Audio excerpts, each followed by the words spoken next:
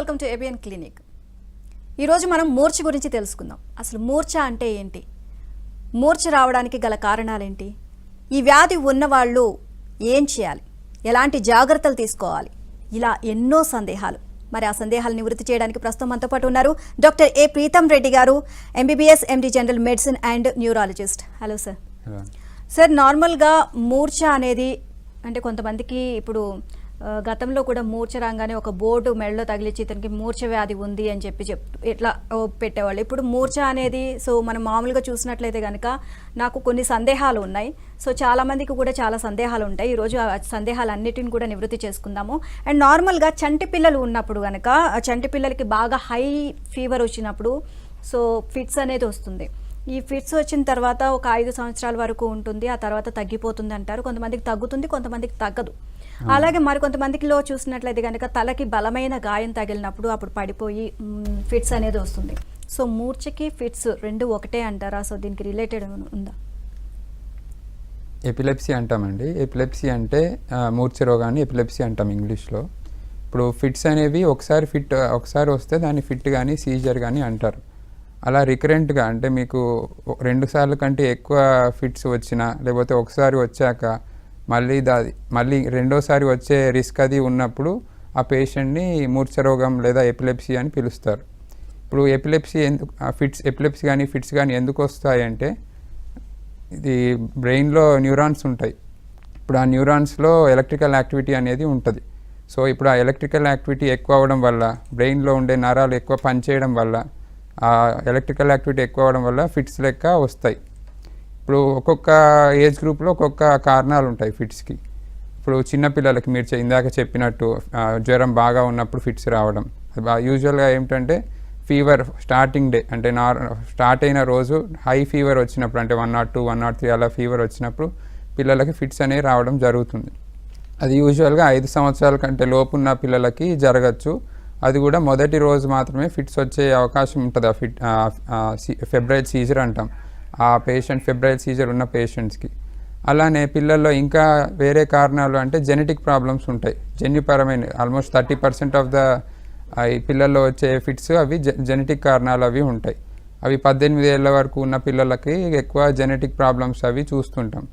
అదే మధ్య వయసు వాళ్ళకి ఏంటంటే 20 నుంచి 40 ఏళ్ళ లోపు వయసు వాళ్ళకి బ్రెయిన్లో ఏమైనా ఇన్ఫెక్షన్స్ వచ్చినా, లేదా బ్రెయిన్లో ఏమన్నా ట్యూమర్స్ కానీ, లేకపోతే బ్రెయిన్లో ఇన్ఫెక్షన్ వల్ల కొన్ని గడ్డల లెక్క అట్లా ఫామ్ అవుతాయి. వాటి వల్ల కానీ ఫిట్స్ అవి రావచ్చు. లేదా ఏమన్నా తలకి బలంగా దెబ్బ తగలడం, దాంతో కూడా ఫిట్స్ అవి రావచ్చు. అలానే పెద్దవాళ్ళలో 40 నుంచి 60, 70 ఇయర్స్ ఏజ్ గ్రూప్ వాళ్ళకి యూజువల్గా ఇప్పుడు బ్రెయిన్లో బ్లడ్ క్లాట్ అవ్వడం వల్ల, పక్షవాతం రావడం వల్ల కానీ, లేకపోతే బ్రెయిన్లో పెద్దగా బ్లీడ్ అవ్వడం, హిమరేజ్ అంటాం, దానివల్ల కానీ ఫిట్స్ అవి రావచ్చు. అలాగే పెద్దవాళ్ళకి ఏంటంటే సోడియం, గ్లూకోజ్ అవి తగ్గిన, వాటితో ఎలక్ట్రోలైట్ ఇంబ్యాలెన్స్ వాటితో కూడా ఫిట్స్ అవి రావచ్చు. ఇలా ఒక్కొక్క ఏజ్ గ్రూప్లో ఒక్కొక్క కారణాలు ఉంటాయి. వాటిని అన్నిటిని మనం చూసుకొని దాన్ని బట్టి చేయాలి. అంటే సార్, కంటిన్యూస్గా వచ్చినట్లయితే కనుక ఫిట్స్ కానీ అది మూర్ఛ వ్యాధిలోకి మనం పరిగణలోకి తీసుకోవచ్చు అంటారా? అదే ఒకసారి వస్తే దాన్ని ఫిట్ అంటాం. ఇప్పుడు మామూలుగా ఒక వ్యక్తికి గ్లూకోజ్ లో అయింది అనుకోండి, గ్లూకోజ్ లో అయితే ఆ షుగర్ ఇవ్వడం వల్ల ఆ ఫిట్స్ అనేది తగ్గిపోవచ్చు. అలాంటి వాళ్ళని మనం మూర్ఛ వ్యాధి అనం. అట్లా ఒక ఎపిసోడ్ వచ్చి అది మనకి ఏదైనా అన్ప్రోవోక్డ్, ఏదైనా ఇన్సిడెంట్ తోటి ఈవెంట్ వల్ల దానికి ఫిట్స్ వచ్చాయి అనుకోండి, దాన్ని మనం మూర్ఛ వ్యాధి అనం. ఫిట్ వచ్చింది అంటాం అంతే. కానీ మూర్ఛ వ్యాధి అంటే రికరెంట్గా ఫిట్స్ వచ్చే లక్షణాలు ఉంటే దాన్ని మూర్ఛ వ్యాధి అంటాం. దానికి రెగ్యులర్గా మెడికేషన్ అది తీసుకోవడం అవసరం. ఓకే, ఫిట్స్ అనేది తగ్గుతుంది కానీ మూర్ఛ వ్యాధి అనేది కంటిన్యూస్గా వస్తూనే ఉంటుంది. మూర్ఛ వ్యాధి అంటే ఫిట్స్ రికరెంట్గా వస్తే దాన్ని మూర్ఛ వ్యాధి అంటాము. అలాంటప్పుడు మెడికేషన్ వాడడం కూడా కొన్ని సంవత్సరాలు, 2-3 సంవత్సరాలు అయితే మినిమం వాడే అవసరం అది ఉంటుంది. అయితే ఇది ఒకసారి స్టార్ట్ అయిందంటే మూర్ఛ వ్యాధి అంటే మీరు కంటిన్యూస్గా వస్తే మూర్ఛ వ్యాధి అని చెప్పారు. అంటే ఇక దానికి ఇంకా ముగింపు అంటే ఎక్కడా కూడా స్టాప్ అనేది ఉండదా? మనకి ఇక లైఫ్ లాంగ్ అది మూర్ఛ వ్యాధి అనేది ఉంటుందా? కొన్ని టెస్టులు అవి ఉంటాయండి. ఒకసారి ఫిట్స్ వస్తే మనం కొన్ని పరీక్షలు అవి చేస్తాము. ఆ పరీక్షల ద్వారా పేషెంట్కి ఇంకొకసారి వచ్చే అవకాశం ఉందా, లేదంటే ఎంత రిస్క్ ఉంది అనేది మనం పరీక్షల ద్వారా వాటి ద్వారా మనం చూసుకుంటాం. దాన్ని బట్టి రికరెంట్గా వచ్చే అవకాశం ఉంది, లేకపోతే వచ్చే అవకాశం ఉందంటే అప్పుడు మనం అది మూర్ఛ వ్యాధి అనుకొని దానికి మెడికేషన్ అది స్టార్ట్ చేస్తాం. మెడికేషన్ అనేది యూజువల్గా 2 నుంచి 4 సంవత్సరాల వరకు వాడాల్సి ఉంటుంది రెగ్యులర్గా. దాని తర్వాత వాడాలి వద్దా అనేది మనము ఫర్దర్గా టెస్టులతోటి ఫాలోఅప్ తోటి మనకి తెలుస్తుంది. అండ్ సార్ మూర్ఛ వ్యాధి వచ్చినప్పుడు సడన్గా పడిపోతారు కింద, ఇంకా ఎలాంటి సపోర్టు తీసుకుంటూ పడరు అండ్ ధన్మని పడిపోతారు. దానివల్ల తలకి ఇంజ్యూర్ కావడం, ఇంకా వేరే ప్లేసెస్లో ఇంజ్యూర్ కావడం, ఇలాంటివి బలమైన గాయాలు అవుతాయి. ఇది చాలా ప్రమాదకరం కదా. మరి మూర్ఛ వ్యాధి వచ్చినప్పుడు ఆ సమయంలో మనం ఎక్కడ కూర్చోవాలి, అది ఎప్పుడు వస్తుందో కూడా తెలియదు. మన ముందు ఏమైనా ఇండికేషన్ ఇస్తుందా అది వచ్చే ముందు? యూజువల్గా మూర్ఛ వ్యాధి ఉన్న వాళ్ళకి తెలీదు, స్పృహ అనేది ఉండదు. అందుకే వాళ్ళ ఇంటిలో కానీ వాళ్ళు ఉండే అట్మాస్ఫియర్లో, అంటే వాళ్ళు చేసే వర్క్ ప్లేస్లో కానీ అక్కడ షార్ప్ ఆబ్జెక్ట్స్, బలంగా తగలడానికి ఆస్కారం ఉన్న వస్తువులు ఏవి వాళ్ళ దగ్గరలో ఉంచుకోవద్దు. అలానే వాళ్ళ చుట్టుపక్కల ఉన్న వాళ్ళందరికీ తన ప్రాబ్లం గురించి వివరించాలి. ఎందుకంటే సడన్గా ఏమైనా వచ్చినప్పుడు పక్కన వాళ్ళు ఏం చేయాలో కూడా వాళ్ళకి సడన్గా తెలియదు. అందుకే సడన్ పక్కన వాళ్ళకి చెప్పడం, దాంతోపాటు షార్ప్ ఆబ్జెక్ట్స్ అవి ఉంచుకోవడం లేకుండా చేస్తే అప్పుడు సివియర్గా ఇంజురీ కావడం అవి తగ్గుతాయి, ఆ రిస్క్ అనేది తగ్గుతుంది. ఓకే సార్, ఇందులో రకాలు ఏమైనా ఉన్నాయా మూర్ఛలో? ఇప్పుడు ఫిట్స్లో ఎపిలెప్సీలో ఏంటంటే మీకు 2 రకాలు ఉంటాయి. జనరలైజ్డ్ ఎపిలెప్సీ అంటాము, లేకపోతే ఫోకల్ ఎపిలెప్సీ అంటాం. జనరలైజ్డ్ ఎపిలెప్సీ అంటే పేషెంట్ అందులో స్పృహ కోల్పోతాడు. స్పృహ కోల్పోయి కాలు చేతులు కొట్టుకోవడం, లేకపోతే నాలుక ఖర్చుకోవడం, తల పైకి చూడడం, నోట్లో నుంచి నురగ రావడం, అలానే యూరిన్ కానీ మోషన్ కానీ పాస్ చేయడం, ఇవి జరుగుతాయి. ఇంకొక రకం ఏంటంటే ఫోకల్ ఎపిలెప్సీ. అందులో ఏంటంటే పేషెంట్ స్పృహలోనే ఉంటాడు.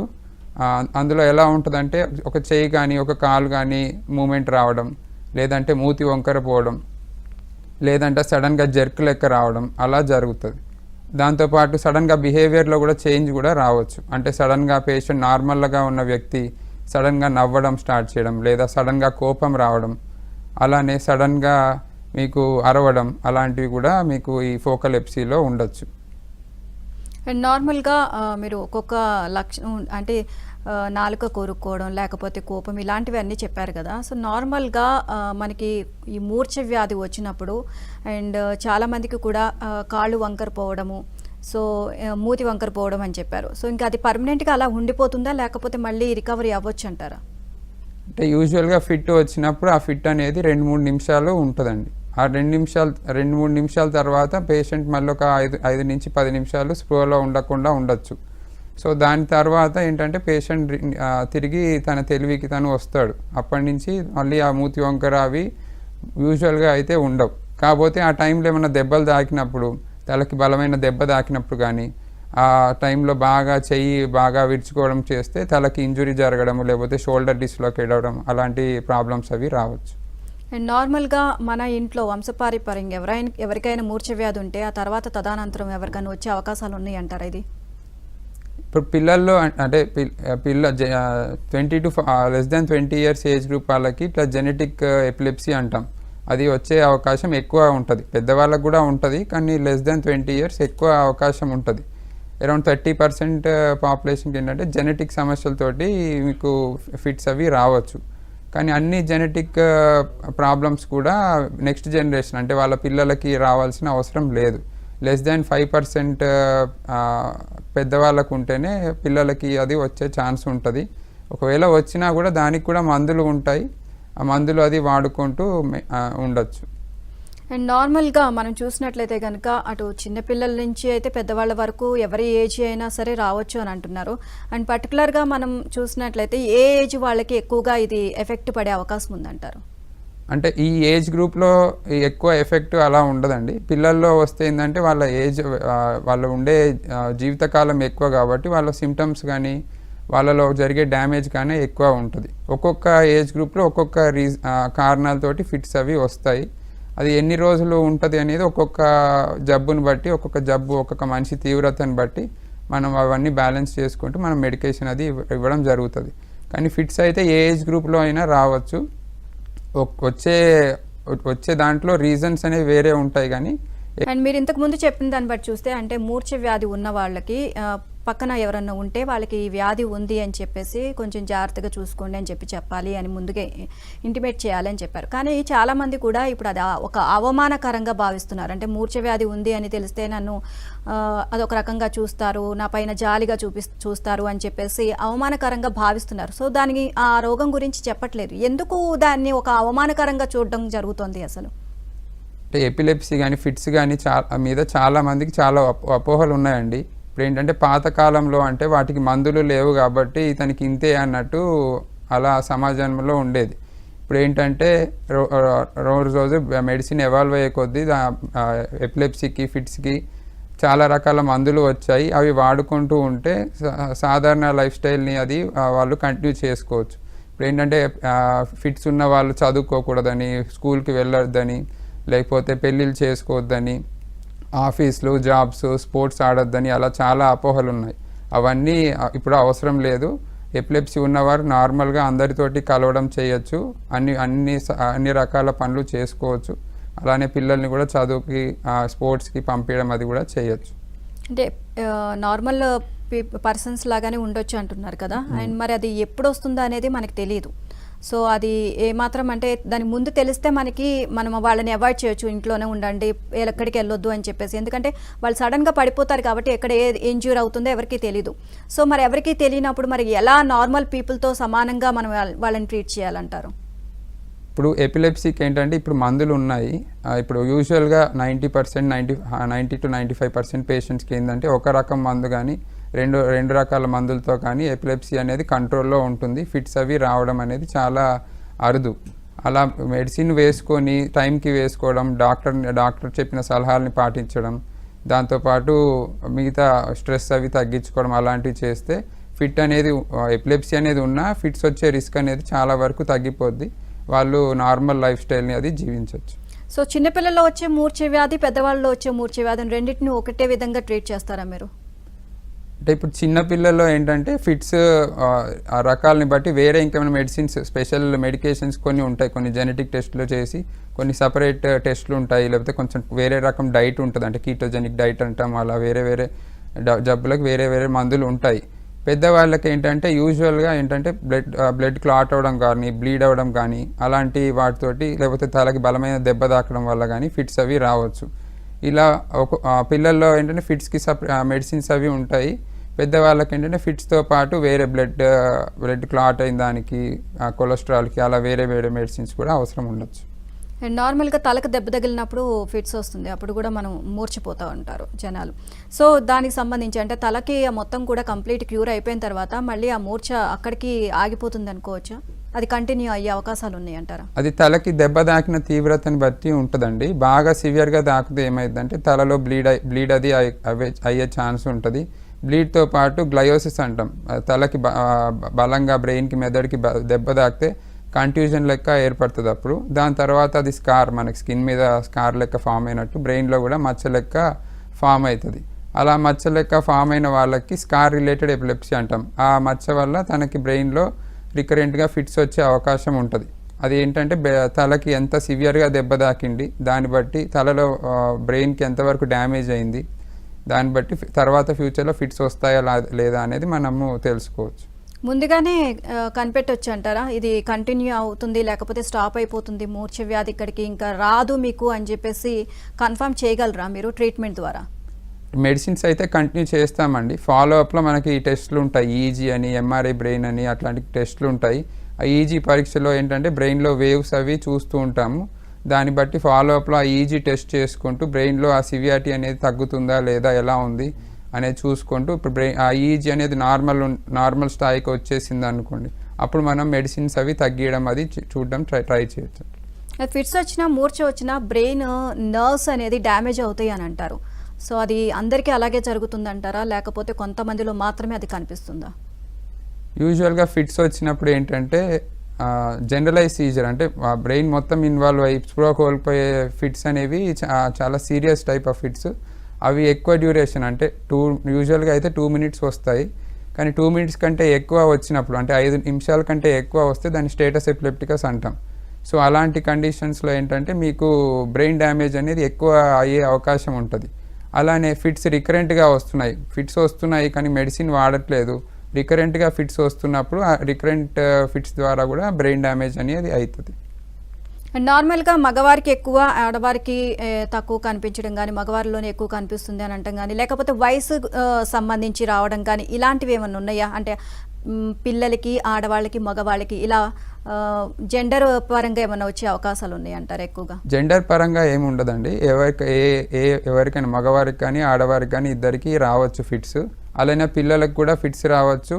యూజువల్ అపోహ ఏంటంటే ఫిట్స్ అనేది పిల్లలోనే వస్తుంది అనేది ఒక అపోహ ఉంటుంది. కానీ అలా కాదు, ఏ ఏజ్ గ్రూప్లో అయినా ఫిట్స్ అవి రావచ్చు. ఫిట్స్ ఏంటి, జ్వరం లెక్క. ఫిట్స్కి ఏంటంటే చాలా కారణాలు ఉంటాయి. అలా ఇప్పుడు మనం ఏదో ఒక కారణం అది డయాగ్నోస్ చేసి దానికి అనుగుణంగా మనం మెడిసిన్స్ అది ఇవ్వాలి. ఓకే, మూర్ఛ వచ్చినప్పుడు చాలా మంది కూడా చేస్తారు, అంటే ఒక ఐరన్ చేతిలో పెట్టడం కానీ, తాళాలు గుత్తి చేతిలో పెట్టడం కానీ, అలా పెట్టడం వల్ల మూర్ఛ వెంటనే తగ్గిపోతుంది అని చెప్తూ ఉంటారు. అది అపోహ లేకపోతే నిజమేనా? అలా ఇప్పుడు ఫిట్స్ వచ్చినప్పుడు ఆ తాళం చేతిలో పెట్టుకోవడం కానీ ఇవన్నీ సినిమాలలో ఎక్కువ చూపించడం వల్ల అది అపోహ మాత్రమే. అది దాంట్లో ఎంతవరకు నిజం లేదు. అలానే కొంతమంది లెదర్ స్మెల్ అది చూపిస్తారు, లేకపోతే నోట్లో నీళ్లు కొట్టడం అది చేస్తారు, లేకపోతే గట్టిగా ఫిట్స్ రాకుండా తాడుతో కట్టేయడం కానీ, గట్టిగా పట్టుకోవడం కానీ చేస్తారు. అవన్నీ ఓన్లీ అపోహలు మాత్రమే. సో ఏంటి మరి ఫిట్స్ వచ్చినప్పుడు మనం ఎలాంటి జాగ్రత్తలు తీసుకోవాలా పేషెంట్కి? ఎవరైనా మనిషి మనకి ఫిట్స్ వచ్చినట్టు కనిపిస్తే ఆ ఏరియాలో షార్ప్ ఆబ్జెక్ట్స్ అట్లాంటి వస్తువులు ఏమి ఉంచొద్దు. అలానే పేషెంట్కి అందరి గుమిగూడి పేషెంట్కి చూడడం అలా చేస్తే ఏమిటంటే ఆక్సిజన్ శాతం అది తగ్గచ్చు పేషెంట్కి. అలానే పేషెంట్ తల కింద పిల్లో అది పెట్టడం అది చేయాలి. పిల్లో కానీ సాఫ్ట్ మెత్తటి ఏమైనా ఉంటే పెట్టాలి. అలానే పేషెంట్ని ఒక సైడ్కి తిప్పి పడుకోబెట్టాలి. ఎందుకంటే పేషెంట్ ఆ టైంలో మింగడం అది చేయడం కుదరదు. సో నోట్లో నొరగా కానీ ఉమ్ము కానీ ఉంటుంది. మనం స్ట్రైట్గా పడుకోబెడితే ఏంటంటే అదంతా ఊపిరితిత్తులలోకి వెళ్ళిపోయి తనకి ఆక్సిజన్ శాతం అది తగ్గే అవకాశం అది ఉంటుంది. సో అందుకే అవన్నీ అవాయిడ్ చేయాలి. యూజువల్గా ఫిట్స్ వచ్చినప్పుడు ఆపడం అది కూడా చేయొద్దు. అది ఆ టైంలో అది కంటిన్యూ కావాలి. యూజువల్గా 2 to 3 minutesలో ఆగిపోతుంది. అలాగే నోట్లో ఏదైనా పెట్టడం, నోట్లో కీస్ పెట్టడం, వేరే ఏదైనా పెట్టడం చేస్తే ఇంకా దానివల్ల వచ్చే డ్యామేజ్ ఎక్కువ ఉంటుంది. బ్లీడింగ్ అవ్వడం, పండ్లకి డ్యామేజ్ అవ్వడం అలాంటివి జరుగుతాయి. సో అలాంటివి ఏవి కూడా చేయొద్దు. సో మూర్ఛ వచ్చినప్పుడు అండ్ నార్మల్గా మనకి అంటే ఎలాంటి జాగ్రత్తలు తీసుకోవాలో చాలా విషయాలు తెలియజేశారు కదా. మూర్ఛ వచ్చినప్పుడు మనం ఒక మనిషి అంటే ఇమ్మీడియట్గా ఆ మనిషి చనిపోయే అవకాశాలు ఉన్నాయి అంటారా, లేకపోతే అంటే హాస్పిటల్ తీసుకొని వెళ్తే ఎంత మొత్తం క్యూర్ అయ్యే అవకాశాలు ఉన్నాయి అంటారా? అంటే ఎవరైనా అంటే మూర్ఛ రాగానే చనిపోయిన పరిస్థితులు ఎప్పుడైనా ఎదురయ్యాయా? మూర్ఛ ఎపిలెప్సీ ఉన్నప్పుడు ఏంటంటే ఫిట్స్ యూజువల్గా 2 to 3 minutes ఉంటాయి, తర్వాత తగ్గిపోతాయి. ఒకవేళ 2 to 3 minutes దాటి 5 minutes కంటే ఎక్కువ ఫిట్స్ వస్తే అప్పుడు దాన్ని స్టేటస్ ఎపిలెప్టికస్ అంటాము. ఆ టైంలో ఏంటంటే తను గాలి తీసుకోవడం కానీ అది ఇబ్బంది ఉంటుంది కాబట్టి ఇమీడియట్గా హాస్పిటల్కి తీసుకొని వెళ్ళాలి. అలానే ఫిట్స్ ఉన్నప్పుడు ఏంటంటే సడన్గా హార్ట్ కూడా స్టాప్ అయిపోయే ఛాన్స్ ఉంటుంది. అలాంటి టైంలో కూడా సడన్గా డెత్ అయ్యే ప్రమాదం ఉంటుంది. అందుకే ఏ పేషెంట్కైనా ఫిట్స్ వస్తే యాజ్ సూన్ యాజ్ పాసిబుల్ మనం హాస్పిటల్కి తీసుకొని వెళ్ళడానికి ట్రై చేయాలి. అండ్ 5 minutes అని అంటున్నారు. సో హాస్పిటల్ తీసుకొని వెళ్దాం లేట్ అయినా సరే, సో ఆ టైంలో మనం ఏమన్నా ఫస్ట్ ఎయిడ్ అంటే డాక్టర్ తీసుకొని వెళ్ళేంత వరకు ఆ ప్రాణాలు పోకుండా ఉండేలాగా మనం ఎలాంటి అప్పటికి కేర్ తీసుకోవాలంటారు? అంటే ఇప్పుడు మీరు చెప్పిన ఈ జాగ్రత్తలే కాకుండా ఇంకా ఏమైనా జాగ్రత్తలు ఉన్నాయా? అదే ఇప్పుడు చెప్పిన జాగ్రత్తలు పాటిస్తే సరిపోద్ది. ఇప్పుడు వచ్చిన ఎపిసోడ్ని మనం కంట్రోల్ చేయడానికి వేరే మెడికేషన్ అది వాళ్ళ దగ్గర ఇవ్వడం కుదరదు. ఎంత తొందరగా అయితే అంత తొందరగా హాస్పిటల్కి తీసుకెళ్ళడం ఉత్తమం. ఓకే, దీనికి ట్రీట్మెంట్ అనేది ఎలా స్టార్ట్ చేస్తారండి? ఒక మనిషికి మూర్ఛ వ్యాధి ఉంది అని అన్నప్పుడు ఇంకా ట్రీట్మెంట్ అనేది ఎలా స్టార్ట్ చేస్తారు మీ దగ్గరకు వచ్చినప్పుడు? ఇప్పుడు ఎపిలెప్సీ ఉన్న వాళ్ళకి ఏంటంటే మనం ఫస్ట్ ఎందుకు వచ్చిందనేది చూసుకుంటాం. ఫస్ట్ పేషెంట్ రాగానే మనం ఏంటంటే సోడియం, గ్లూకోజు, కాల్షియం, మెగ్నీషియం అలాంటి బేసిక్ టెస్ట్ అవి చేస్తాం. అలానే బాడీలో ఆక్సిజన్ శాతం ఎంత ఉంది అవి కూడా చెక్ చేస్తాం. వాటి బట్టి ఈ పేషెంట్ వాటిల్లో ఏమైనా తేడాలు, అబ్నార్మాలిటీస్ ఉంటే వాటిని ట్రీట్ చేయడం అది చేస్తాం. దాని తర్వాత పేషెంట్ బాగా ఆల్కహాల్ తీసుకుంటున్నాడు అనుకోండి, ఆల్కహాల్ బాగా తీసుకోవడం వల్ల కూడా ఫిట్స్ రావచ్చు. లేదా రోజు ఆల్కహాల్ తీసుకునే వ్యక్తి ఒక వారం ఆపేసిన దానివల్ల కూడా ఫిట్స్ రావచ్చు. అలాంటి టైంలో ఆల్కహాల్ ఆపేయడం అలాంటివి చేస్తే సరిపోద్ది. లేదు ఇవన్నీ కంట్రోల్ చేసినా కూడా ఇంకా ఫిట్స్ వస్తున్నాయని తెలిస్తే మనం బ్రెయిన్కి ఈజీ పరీక్ష ఉంటుంది. అంటే బ్రెయిన్లో వేవ్స్ అవి ఎలా ఫంక్షన్ అవుతున్నాయి, బ్రెయిన్ ఎలక్ట్రికల్ యాక్టివిటీ ఎలా ఉంది అలా టెస్ట్ ఎంఆర్ఐ స్కాన్ అవి చేసుకొని వాటిని బట్టి తలలో ఇంకేమైనా ప్రాబ్లం ఉందా లేదా చూసుకొని ఫిట్స్కి సంబంధించిన మెడిసిన్ ఫస్ట్ అయితే ఒక మెడికేషన్ అయితే స్టార్ట్ చేస్తాము. అది కంటిన్యూస్గా వాడుతున్నప్పుడు ఫిట్స్ ఏం రాకపోతే మనం ఆ ట్యాబ్లెట్ తోటే మెయింటైన్ చేసుకుంటూ ఉండొచ్చు. ఒకవేళ దాని మీద కూడా మళ్ళీ ఏమైనా ఫిట్స్ వస్తే కొంచెం డోస్ పెంచుకోవడం కానీ ఇంకొక మందు యాడ్ చేయడం కానీ చేస్తాం. సో శాశ్వత పరిష్కారం ఉందంటారా ట్రీట్మెంట్లో? అంటే కంటిన్యూస్గా ఇక మెడిసిన్స్ వాడాల్సిందేనా? ఇప్పుడు శాశ్వత పరిష్కారం అంటే మెయిన్గా మెడిసిన్ అయితే వాడాలండి. 2 to 4 years అయితే మినిమం వాడాలి. ఆ తర్వాత ఇంకా వస్తున్నాయా లేదా అనేది చూసుకొని మెల్లగా ఆపేయడం అది చేయొచ్చు మెడిసిన్. ఇంకా వేరే రకం అంటే ఇప్పుడు డ్రగ్ రెసిస్టెంట్ ఎపిలెప్సీ అంటాం. అంటే 2-3 కంటే ఎక్కువ మందుల మీద ఉన్నారు. అలా ఉన్నప్పుడు ఏంటంటే మనం వేరే పరీక్షలు చేసుకొని ఇంకా ఫిట్స్ వస్తున్నాయి అంటే ఆపరేషన్ అవి కూడా చేసుకోవచ్చు. లేదా ఇంకా అడ్వాన్స్డ్ పద్ధతులు ఏంటంటే వేగల్ నర్వ్ స్టిమ్యులేషన్ అంటాం, డీప్ బ్రెయిన్ స్టిమ్యులేషన్ అంటాం. అలాంటి అడ్వాన్స్ టెక్నిక్స్ కూడా మనకి ఒకవేళ ఫిట్స్ మందులతోటి తగ్గకపోతే అప్పుడు అట్లాంటి అడ్వాన్స్ పద్ధతులు ఉంటాయి. కానీ లేకపోతే మెడిసిన్ అది వాడుకుంటూ ఉంటే సరిపోద్ది. ఇప్పుడు ప్రజెంట్ ఇదివరకు ఇప్పుడు 20-30 years బ్యాక్ మెడిసిన్స్ అంటే వాటికి సైడ్ ఎఫెక్ట్స్ చాలా ఉండేవి. కానీ ప్రస్తుతం ఉన్న మందులకు ఏంటంటే సైడ్ ఎఫెక్ట్స్ ఎక్కువ లేవు. రోజు వాడిన వాటితోటి మేజర్గా ఇబ్బందులు కూడా ఏమీ ఉండవు. అండ్ నార్మల్గా అయితే ఈ ట్రీట్మెంట్ దీనికి సంబంధించి వ్యాధికి సంబంధించి మీరు ఎలాంటి స్పెషల్ కేర్ తీసుకుంటారు? సో మీరు అంటే వీటికి సంబంధించి చాలా స్టడీస్ అయితే మీరు పరిశోధనలు అయితే చేశారు దీనికి సంబంధించి.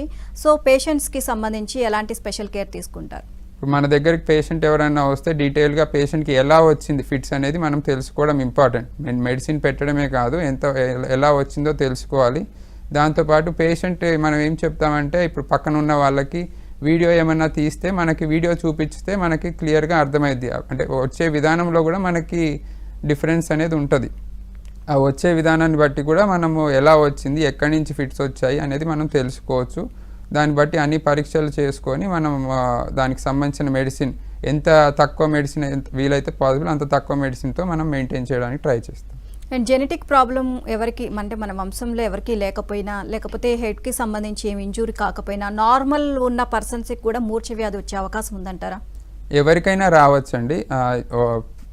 పెద్దవాళ్ళకి ఉంటేనే మీ మూర్ఛ వ్యాధి పిల్లల్లో వస్తుందని కానీ లేకపోతే ఈ ఏజ్ గ్రూప్లోనే వస్తుందని కానీ ఉండదు. మ్యూటేషన్ అంటాం, వాళ్ళ బాడీలో మ్యూటేషన్స్ బ్రెయిన్లో కానీ జెనెటిక్ లెవెల్లో కానీ మ్యూటేషన్స్ జరిగితే వాటి వల్ల ఫిట్స్ రావచ్చు. లేదా మిగతా కారణాలు ఏదేంతోటైనా ఫిట్స్ అవి రావచ్చు. సో ఫైనల్గా మూర్ఛ వ్యాధి ఉన్న వాళ్ళు ఎలాంటి జాగ్రత్తలు తీసుకోవాలంటారు? మూర్ఛ వ్యాధి ఉన్న వాళ్ళు మెడికేషన్ అయితే రెగ్యులర్గా వేసుకోవాలి, టైంకి వేసుకోవాలి, డాక్టర్ చెప్పిన సలహాలు అవి పాటియాలి. అలానే వాళ్ళ స్ట్రెస్ లెవెల్స్ అవి తగ్గించుకోవాలి. స్లీప్ మినిమం 8 hours స్లీప్ అయితే మెయింటైన్ చేయాలి. అలానే ఆల్కహాల్, సిగరెట్ ఇలాంటివి చేయకూడదు. అలానే మిగతా రిస్కీ యాక్టివిటీస్ లైక్ ఇప్పుడు స్విమ్మింగ్ కానీ లేకపోతే హైట్స్ ఎక్కడం, బిల్డింగ్స్ ఎక్కడం, లేదంటే పెయింటింగ్ వర్క్ అట్లాంటి పనులు అయితే చేసుకోవద్దు. నార్మల్ ఆఫీస్ జాబ్స్ అలాంటివి అయితే చేసుకోవచ్చు. రైట్, థ్యాంక్ యూ అండి. అసలు మూర్ఛ వ్యాధి ఎందుకు వస్తుంది, దీని లక్షణాలు ఏంటి, సో మూర్ఛ వ్యాధి ఉన్నవారు ఎలాంటి జాగ్రత్తలు తీసుకోవాలి, ఇలాంటి విషయాలన్నీ కూడా చాలా సందేహాలు నివృత్తి చేశారు. Thank you so much. Okay, ఇది వాళ్ళ ABN clinic. Keep watching ABN.